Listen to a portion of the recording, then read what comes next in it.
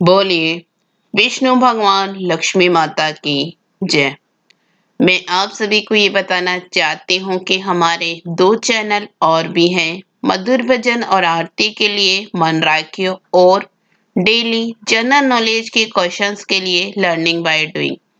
इन दोनों के link description box में दे दिए हैं, एक बार आप जाकर देखिएगा जरूर।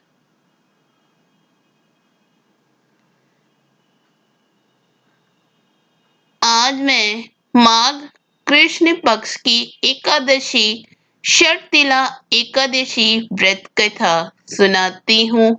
अगर आपको अच्छी लगे तो लाइक शेयर सब्सक्राइब जरूर कीजिएगा।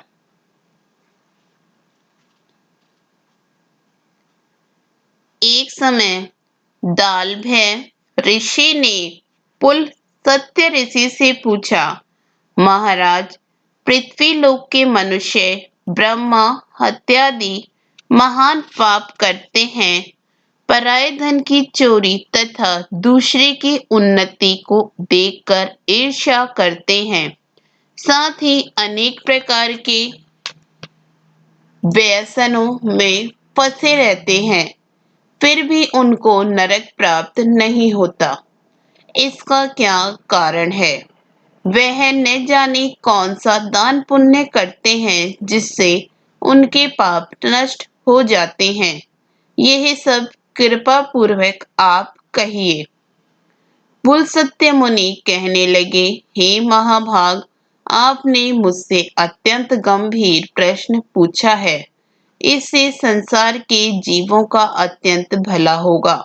इस भेद को ब्रह्मा विष्णु रुद्र तथा इंद्र आदि भी नहीं जानते, परंतु मैं आपको यह गुप्त तत्व अवश्य बताऊंगा।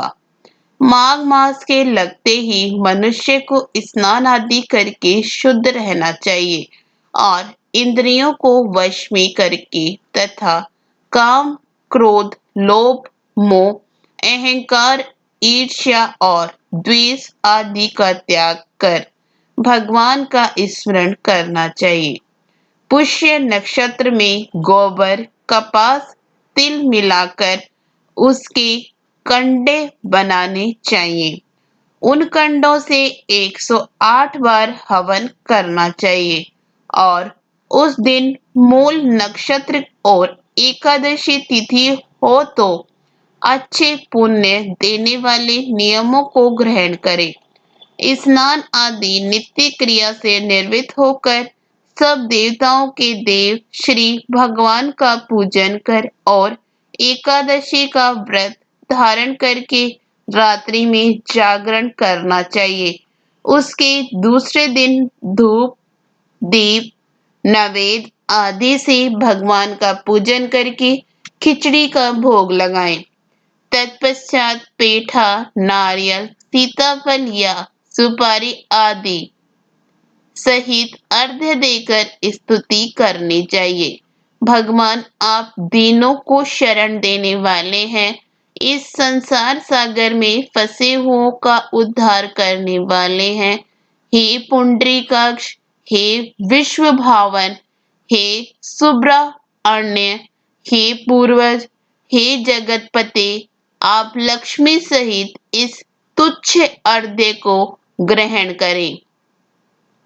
इसके पश्चात जल से भरा हुआ कुंभ ब्राह्मण को दान करें तथा ब्राह्मण को श्याम गो और तिल पात्र देना भी उत्तम है। तिल स्नान और भोजन दोनों की श्रेष्ठ हैं।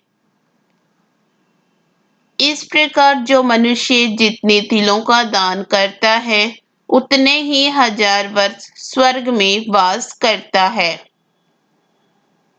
तिल स्नान, तिल का उपटन, तिल का हवन, तिल का तर्पण, तिल का भोजन, तिलों का दान, तिल के 6 प्रकार के प्रयोग होने के कारण यह षटतिला एकादशी कहलाती है। इस व्रत के करने से अनेक प्रकार के पाप नष्ट हो जाते हैं। इतनी कथा कहकर पुलस्त्य ऋषि कहने लगे कि अब मैं इस षटतिला एकादशी की कथा तुमसे कहता हूँ। एक समय नारद जी ने भगवान विष्णु से यही प्रश्न किया था और भगवान ने जो षटतिला एकादशी का महात्म्य नारद जी से कहा, सो मैं तुमसे कहता हूँ। नारद जी कहने लगे, भगवान षटतिला एकादशी का क्या पुण्य होता है और इसकी क्या कथा है। भगवान कहने लगे, हे नारद, मैं तुमसे आंखों देखी सत्य घटना कहता हूँ, तुम ध्यान पूर्वक सुनो। प्राचीन काल में मृत्युलोक में एक ब्राह्मणी रहती थी। वह सदैव व्रत करती रहती थी। इससे उसका शरीर अत्यंत दुर्बल हो गया। यद्यपि वह अत्यंत बुद्धिमान थी, फिर भी उसने कभी देवताओं या ब्राह्मणों के लिए अन्न या धन का दान नहीं किया था। इससे मैंने सोचा कि ब्राह्मणी ने व्रत आदि से अपना शरीर शुद्ध कर लिया है। अब इसको विष्णु लोक तो मिल ही जाएगा, परंतु इसने कभी अन्न दान नहीं किया है, इसलिए इसकी तृप्ति होनी कठिन है। ऐसा सोचकर मैं एक भिखारी बनकर मृत्युलोक में उस ब्राह्मणी के पास गया और उससे भिक्षा मांगी। वह ब्राह्मणी बोली, महाराज, आप यहाँ किस लिए आए हैं? मैंने कहा, मुझे भिक्षा चाहिए। इस पर उसने एक मिट्टी का ढेला मेरा भिक्षा पात्र में डाल दिया। मैं उसे लेकर स्वर्ग में लौट आया। कुछ समय पश्चात वह ब्राह्मणी भी शरीर त्याग कर स्वर्ग में आ गई।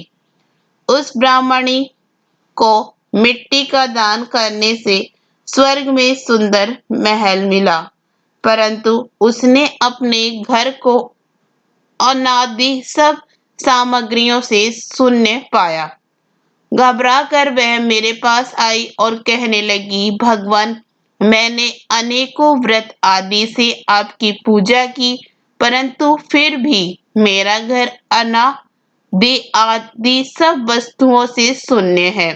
इसका क्या कारण है? मैंने कहा, पहले तुम अपने घर जाओ, वहां देव स्त्रियां तुम्हें देखने के लिए आएंगी।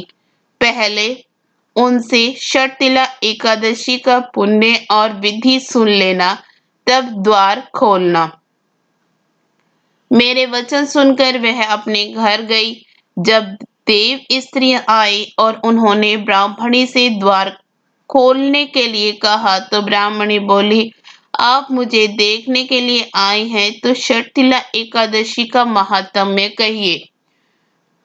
उनमें से एक देव स्त्री कहने लगी, मैं कहती हूँ, जब ब्राह्मणी ने षटतिला एकादशी का महात्म्य सुन लिया, तब उसने द्वार खोला। देवांगनाओं ने उसे देखा कि न तो वह गांधारवी है और न आसुरी है, वरन पहले जैसी मानुषी है। उस ब्राह्मणी ने भी उनके कथानुसार षटतिला एकादशी का व्रत किया। इसके प्रभाव से वह सुंदर और रूपवती हो गई तथा उसका घर अन्न आदि समस्त सामग्रियों से युक्त हो गया। अतः मनुष्य को मूर्खता त्याग कर षटतिला एकादशी का व्रत और तिलादि का दान करना चाहिए।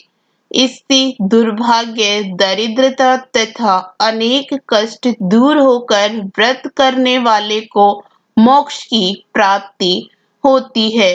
इसके साथ ही षटतिला एकादशी व्रत कथा समाप्त हुई।